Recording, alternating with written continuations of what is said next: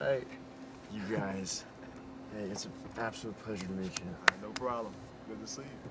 Like the shirt you got on. Hey, yeah. Gotta represent. You wore the right shirt. You're part of the reason. Yeah, I appreciate it. I appreciate it. What's it like sitting here and looking up there and seeing your jersey hanging up like that? Oh, it's an honor. A lot of, when I look at that, I see a lot of other people other than myself that represents that, because it wasn't all me when I played. Yeah. Coaches, all the coaches that got me to this point, you know, I often reflect on them. Yeah. My family. And I thank God for giving me the ability to be humble to have something like that. That's amazing. The big 3-5. So awesome. Dr. Duncanstein. That's right. 4-foot vertical. Yeah, weren't you in the Guinness Book of World Records for that? Yep, 48-inch vertical. They measured me in the Olympic trials. I was the first high school player to be invited to the Olympic trials in 1976, and that's when they measured my vertical leap. What were the Olympics that year? I can't remember because I got hurt and didn't make the team. I But think the 1980. 1980 was it in Moscow? I'm not I think we sure. boycotted that year, actually. That's right. No, that was a year after the Olympics in '84. The one they boycotted, because I know Rodney McCray was on that team. Oh, that's right. Yeah. How'd you get hurt? Got kneed in the thigh. Deep thigh bruise. Yeah, and it kept me from playing. So Right on. it was a good experience. That's crazy. You ever wear your ring anymore from the 80? Yeah, I wear it, pretty often. Yeah. And most of the time, it sits in my jewelry box. Yeah. But, it's. What's your fondest memory of this place, man? Greatest game? Yeah. Can you narrow it down? Man, it would have to be probably when we played Ohio State my senior year. A couple of games, actually. Ohio State my senior year, they were the number 2 ranked team. Yeah. And then we were, I think, ranked number 7. We were up there, for sure. Yeah, but I mean, I think that game, because it was nationally televised, Yeah. let the country know that we were for real. Yeah. Right? And we were underdogs even at our own gym. Yeah. So, What was the final score? Did you guys kill them?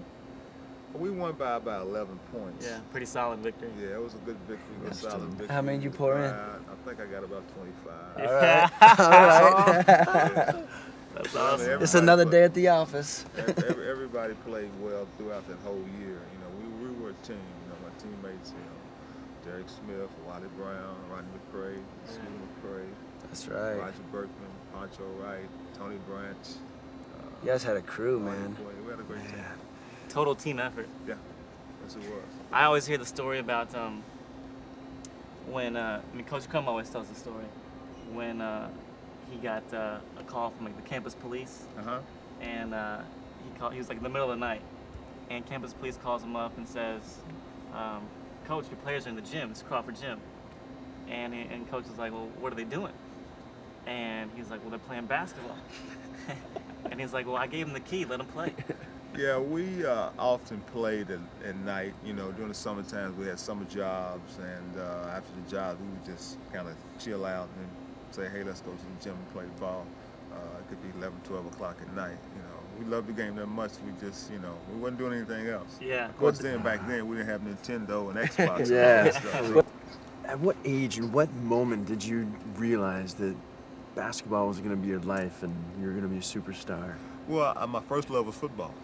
I loved to watch the Cleveland Browns on Sundays. Big Jim Brown fan. Brown, that's right. Yeah, and then my father put up us a basketball goal on the back of the garage, and it was like love at first sight. Oh. I just, gravitated to the game and really wanted to play. It didn't get to the point where I played organized football because my father introduced basketball in my life. So at that point, it was full steam ahead. Thanks, Dad. Yeah. Yeah, thank you. Yeah. That's And, cool. I've been playing ever since. Yeah. Just there's some special moments when I was young, and when I really realized I had a lot of talent was because I was playing and just loving the game. Yeah.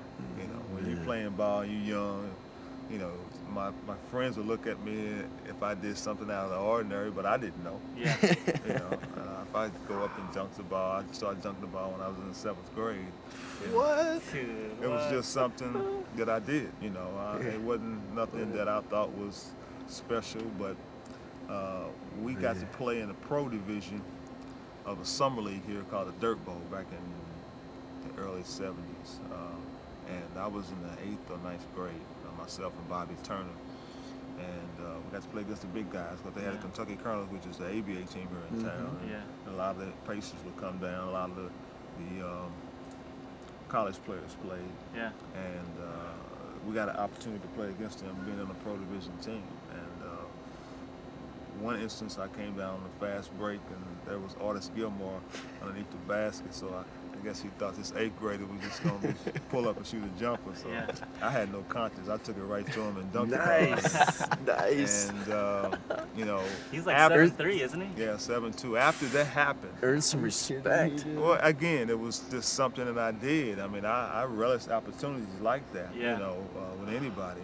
And after that happened, then, you know, that was my first time really playing in a big, broad audience. You know, when you're in junior high school, you got small crowds, but the Dirt Bowl was a real big summer league back when I came up, and it was 5,000 and 6,000 people outside. How was that walking in and seeing all those people?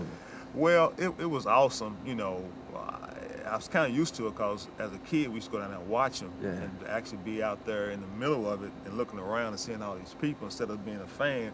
It was a good experience. We was kind of hyped, you know, me and my teammate Bobby Turner. But after that had happened, then, you know, the reaction from the fans and then people coming up to me and telling me, and it didn't really sink in until, you know, some basketball minds came to me and told me I had a special talent. Because again, had it not been for that, I would just thought it was ordinary. You know, I would ask you, so how come you're not dunking like me? Because you're supposed to be dunking. You ever touched the rim before? Yeah. I haven't. I've dunked I have no idea what I got that small feels hands. like. Small hands. I can't hold on to that ball. Yeah, I couldn't pound the ball either. It's just, you know, how you grab it. You never palmed the ball? No, I couldn't pound the basketball. I just That's why you just used go with gravity, 2 hands. cuffed it. Really? Yeah. Wow. Yeah. Improvise. That's crazy, dude. He's Yeah. never. I'm never palm gonna the tell ball. anybody that Dr. Duncanstein couldn't palm a basketball. I want to take any of the glory away. Dude, that makes it even greater. Yeah, I right? don't think it mattered. Yeah, You it know, did. to me, it didn't. I mean, Yeah. again, you know, a lot of things that people do in the game of basketball, in sports period, they improvise. Yeah. You know, Yeah. Special talent, it comes out when the things that you expect them to do, they can't do, and they still do what they're able to do. Yeah. So, you know, it never bothered me. That's crazy. That's awesome. What's it like? I mean, God, I wish I could do it, but what's it like when you're just taking off? You just jump and you're just, everyone else is coming down. As I got older and understood my talent, then, you know, dunking the ball is just a small part of the game. Sure, It's sure, an right. extra part of the game. You know, it's nothing that makes you a better player. Right. You have to be a complete player, you know, which I strived on and tried to be throughout my whole career. But it's a bonus. Sure. Yeah. You know, it's a crowd pleaser. It is. And, Oh, you know, you want to give the people their money's worth. Yeah. You know, so you kind of be creative in what you do. But like, I mean, do you feel like you're flying sometimes?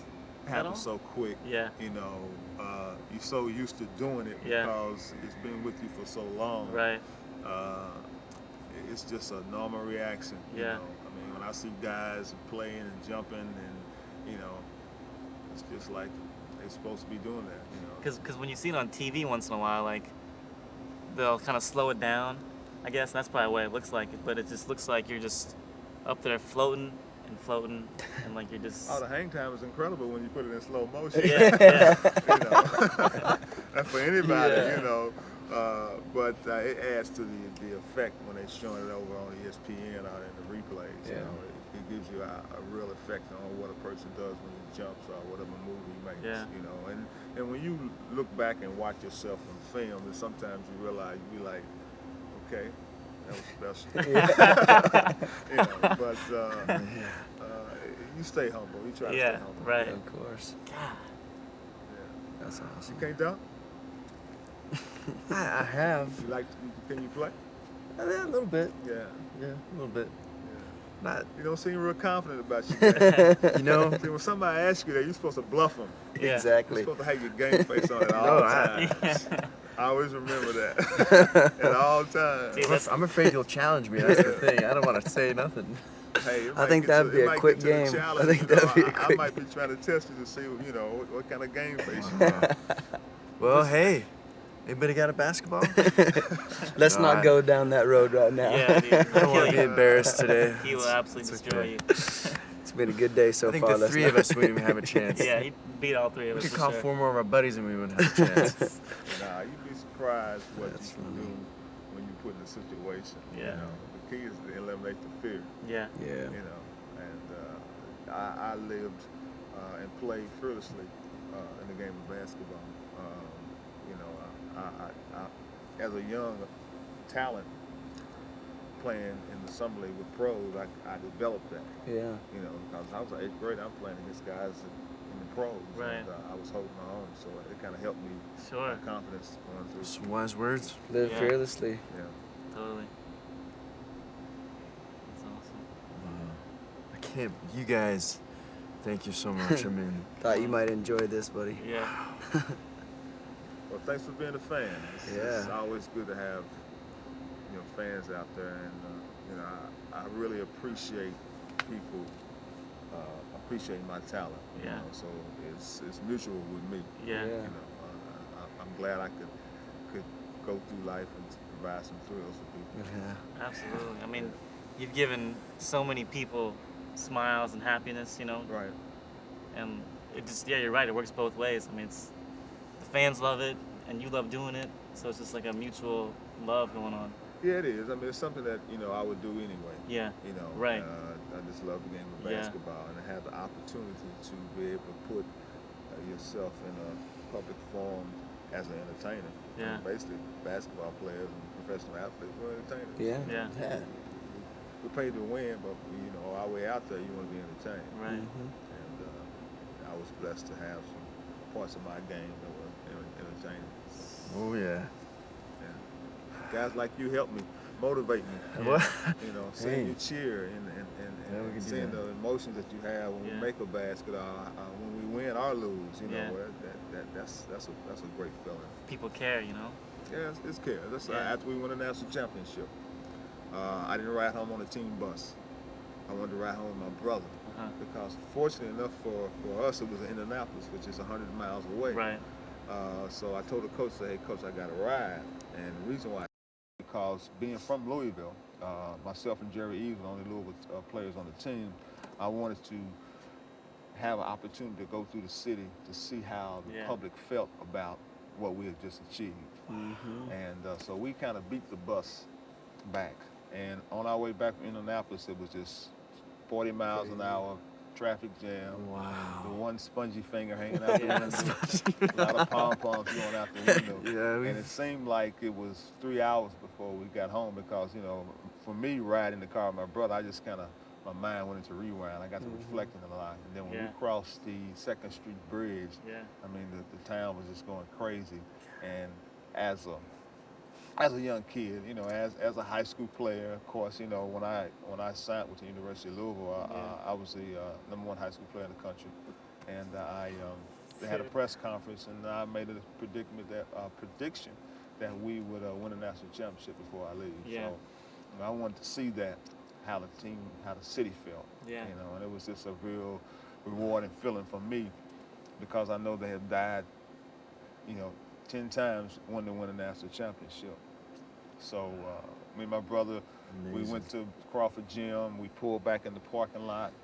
First, we went to White Castles. Of course you did. We went to White Castles. We got us some burgers in the Big Red. We backed up in the parking lot, and we hid back in the cuff, and we wanted to see. You're lucky nobody saw you. No, they did. That was the whole reason why I didn't get on the bus. Yeah. Because when the bus came in, the whole campus just swarmed the bus. And we were sitting back, and I told my brother, I said, that's the reason why I didn't want to get on the bus. Yeah. I mean, you had people that got on top of the bus, and actually the top of the bus it started caving in, so they had to take the team off. Because they wanted to have a little pep rally, but they had to take the team off and put them up in a hotel. Yeah, that was a fun crazy. night. I remember it like it was yesterday. That's awesome. Excitement. I mean, all of our parents were there, you know, Yeah. Market Square Arena. So how old were you in 1980? I was a whopping 3 years old. 3 years old. 3 Okay. years old. Me too. Time flies. You guys are adults now. Sure does. I wasn't Wait. even born yet. Wait a second. I'm 25 in the film. Let's rewind that. You guys were probably too young to remember when I played. What's going on? Darrel Griffith. How you been? What's up, Darrel? Good to How see you you doing? again, Good man. to see you. Thanks for stopping coming How by. you been? No Really, problem. really appreciate No it. problem. Heard you was a big Cards fan. Yeah. We all are, man. Got the good One of the shirt. biggest. Got the right shirt on. That's right. Did you guys set this up? Of course we did, man. Wow. Wow. Brought the guy that built this house in. Good to have you here, man. It's good to be here. Let me tell Good you. to have you here. Wow. You all right? Yeah. Okay. Wow. Yeah, they set you up. You guys, A little this bit. is quite a treat. Thank you so much. How have you been? Hey, man, I've been doing good. Been blessed. Can't complain. Yeah, trying to stay healthy. You look good. You Yeah, look healthy. I appreciate it. They say you had a bunch of questions. I'm all ears. Where do I start? I mean, 35, the jersey, and man. Yeah, that was my number. I actually got it from my brother. My brother played at Mill High School. Really? And when he was leaving, I was coming. My number in junior high school was 20. And when he left, I wanted to take my brother's number. That's And I wore it throughout from high school, college, and the pros. And fortunate enough, my jersey was retired high school, college, and pros. So, Yeah. good number. Yeah, it's an awesome number. Yeah. I love it. I love it. Man. We're on cloud nine right now. Yeah. Well, look, y'all heard being quiet as a kitten. Before I came up, you guys was just a gift for gab. So relax. We're talking about some Talk to good me. times in this I mean- arena, man. You're on my wall right next to my bed. Every morning I wake up and you're there. It's wow, just seeing you. Well, I appreciate it, man. Yeah. It's the picture on the Louisville Times. Yeah. Uh-huh. The day after the championship, Right, and you're on somebody's shoulders, right. and you have that. You're pulling up in the air. Got the number one the finger number going one up. finger going on. Yeah. God. That was a good year. I think 1980 will always be a special year for me. I mean, I know that accomplishment that we achieved as a team in 1980, that was the biggest highlight of my sports career. Being able to win a national championship for your hometown is an awesome feeling. Yeah. So many people felt so good. Yeah, it was overdue. Yeah. The town has been wanting a championship for years, and I've seen it. Watching the guys here at University of Louisville prior to me playing, and when I made a decision to come here, I kind of stepped out on a limb in faith and promised the city that we would win a national championship before I graduated. A la Joe Namath. Hey, got to put I it like out it. there. It gives you a goal to achieve, and something to shoot for. And by the grace of God, it all worked out. Actually, when I came to University of Louisville, I had two goals. My first goal was to get my degree, get my education. That was the primary reason that I came to school. And my other goal was to win a national championship. And it happened in the reverse order. That's okay. I won the championship before I got my degree, Hey. but I did get it, the same year, because we ended up graduating later on in May, and we won the championship on March 24th. Right. So, that's why it's always good to set yourself some goals. And, from an education standpoint, it was important to me to come in and do what my parents taught me to do. Hey, you want to go out and get your education. So I achieved most of my primary goals here. What was it like rolling back into Louisville after you guys won the championship? Yeah. It was a fun feeling. I deliberately did not get on the bus. Yeah. I told Coach Crum that I had to ride back. I rode back with my brother. And we were riding, we only could go 40 miles an hour because of the traffic was so backed up from all the Louisville fans that came up. And when we hit the 2nd Street Bridge, you could just feel Hell it. was just going Oh man, it was mad, man. It was insane. But that's what I wanted to see. I know I wasn't gonna be able to experience that with the bus because they had planned for the bus to go back on campus. So I wanted to be able to ride with my brother Michael and go through the city to see how everybody reacted. You know, I kind of slid down in my seat, you know, just kind of watched everything. And it was a great feeling to see how the city really enjoyed that moment. You know, that would be something that always stand out in my mind. So when we got to campus, I told my brother, I said, we need to go on we called it the yard. I said, we need to go on the yard because the school bus will be coming in pretty shortly. So we stopped by White Castles, got us some White Castles. We backed up in the parking lot, you know, deep in the cut where we couldn't be seen. Yeah. And we sit there and we talk, listen to the radio, listen to some music, and wait on the bus, this school bus to come through, which it was about 30, 45 minutes before after we had gotten there. And when the bus came in, man, it was the whole campus just swarmed the bus. People start getting on top of the bus, holding up the number 1 sign. Top of the bus caved in. The players weren't able to get off because they had to control the crowd and they had to take them off to a hotel. Wow. But it was fun. That was one of the reasons I told my brother when that happened. I said that's the reason why I didn't want to come on the bus. Yeah. You know, because I knew how the city was going to react. That's got to be your favorite game of your career, of your college career. What was the favorite game in this arena? This arena would have to be, my senior year, would have to be the Ohio State game. I think that kind of gave us a boost of confidence. They were ranked number 2 at the time, and we were ranked by number 7. And we were at home, and everybody gave them the edge to beat us. And we beat them pretty handily, and that gave us a big boost of confidence. It was like 11 points. You guys spanked them. 11-point win, and the crowd was hyped, man. That was, that was the beginning of everybody knowing that this team is for real. Yeah. And it happened early on in the season. Was that during? Was that before conference play? Yes. It was probably the first quarter of the season In December. when we played Ohio State. Yeah. They had a good squad that year. Herb Williams and Calvin Ramsey. And, only known player on my squad was myself. Yeah. You know, but it wasn't all me in 1980, man. I had a hell of a cast, man. Yeah, I had some young warriors, man. They came to fight. The they best came to teams play. win. Yeah, we had a great group of guys. Rodney McCray, Derek Smith, and Wally Brown, and Jerry Eves, Tony Branch, Roger Berkman. I keep on hearing that story Pancho. about Wiley losing his thumb. Yeah, you talking about when we had breakfast? Yeah. We had breakfast, and Wally had a Prosthetic. prosthetic thumb. Yeah. And he took it off while we were eating, and forgot to put it back on. So when they cleaned the table up, and Wally didn't realize till we got to shoot around. Wally had a strange face. I said, "What's wrong?" He said, "Man, I forgot my thumb." Oh no! So Coach Crum told the team manager. He said, "Hey, you need to go back to the hotel and find out where they put the garbage at and find his thumb." So we had one of our team managers found his thumb, it smelled like had eggs and barbecue bacon all sauce. in it. Hash browns. Yeah, but he had it. Yeah, we ended up finding it. That was funny. So he ended up having to dig through the garbage. That happened with my At least they retainer. knew exactly which garbage can it was in, because it just happened. But that was funny. Oh man, it's hard to Yeah, dribble that without an made national opposable TV. thumb. They talked about that Yeah, I on heard that pregame. story. Yeah, I heard that was funny. Great story. Yeah. That was your first Final Four in '80, right?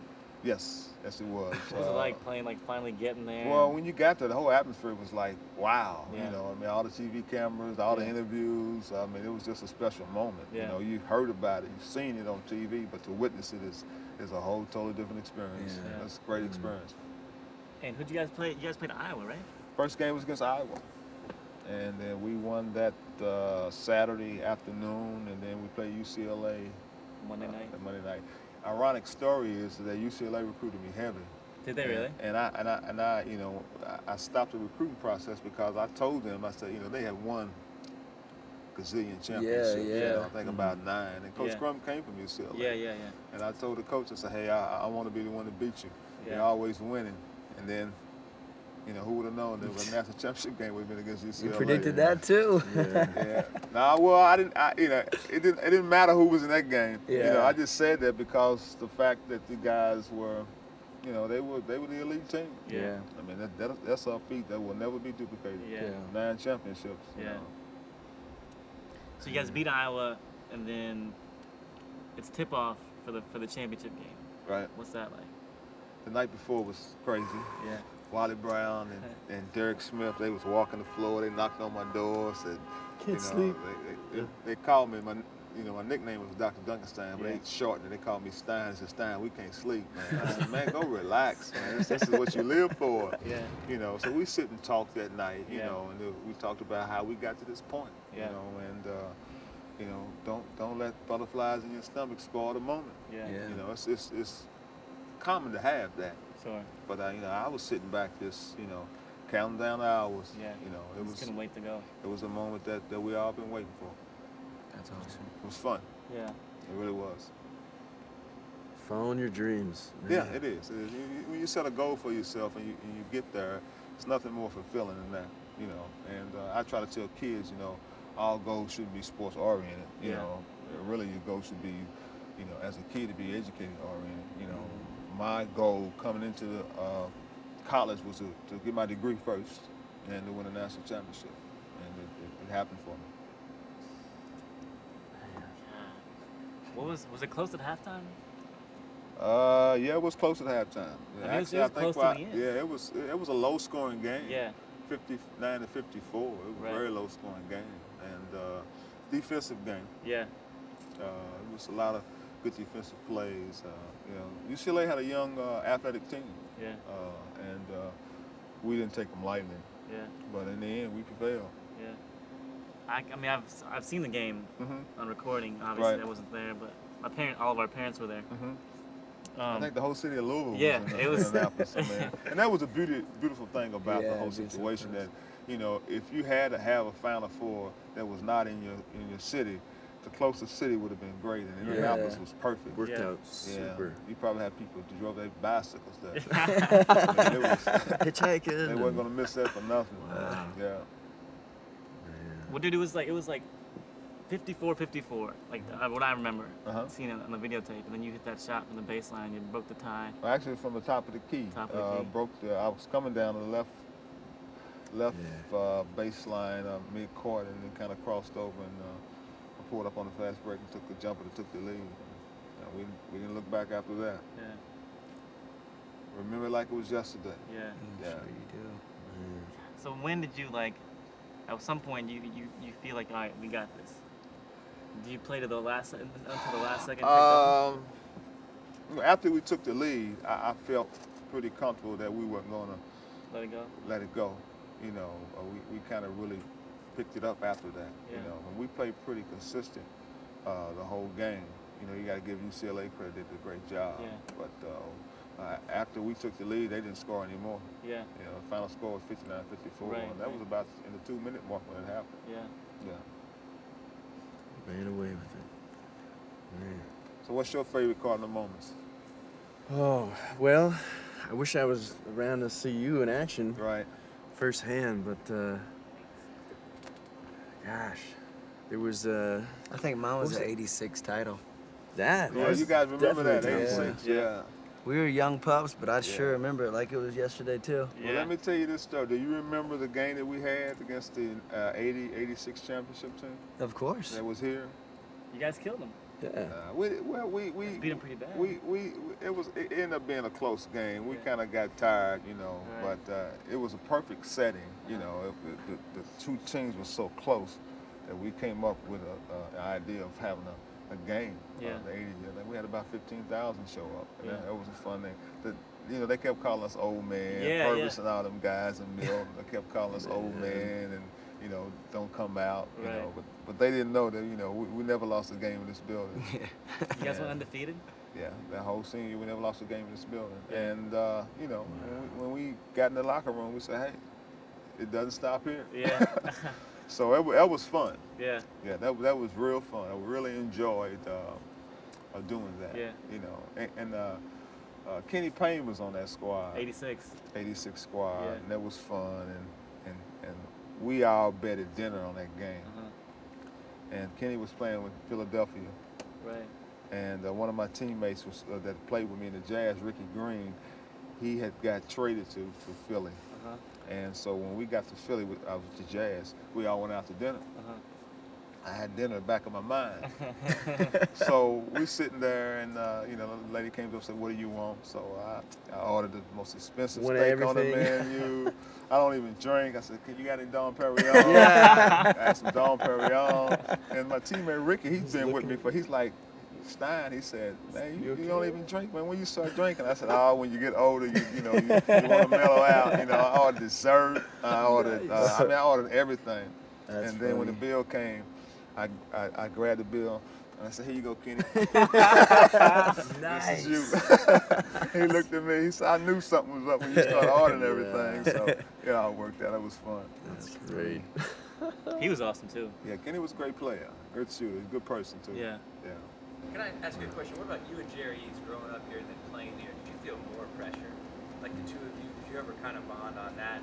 Just the impact Well, I on think you we guys we were more conscious of the fact that we were only two guys from the city on the team. Yeah. You know, and we always played against each other during high school. Yeah. But from a pressure standpoint, it really wasn't any.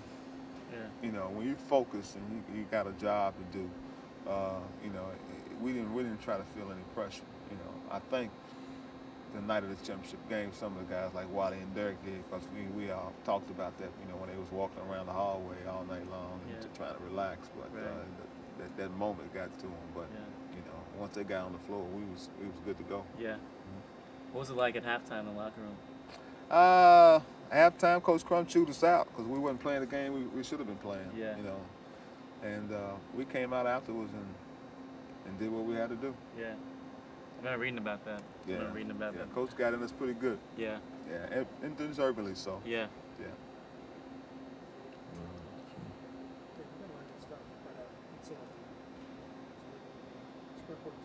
Okay. We're good. Yeah, we are good. We got tons of stuff. Cool. Nice. Good. So we got two entries. Okay.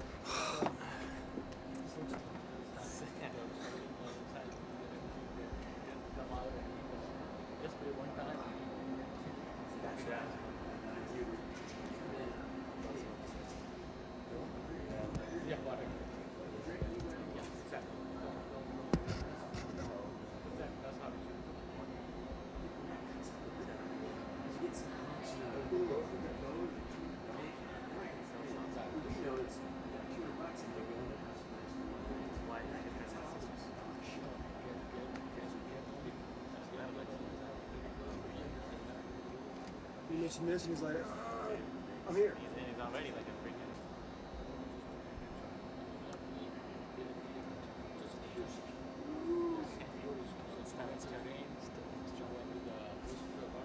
I'm definitely gonna use that because I've never heard that before.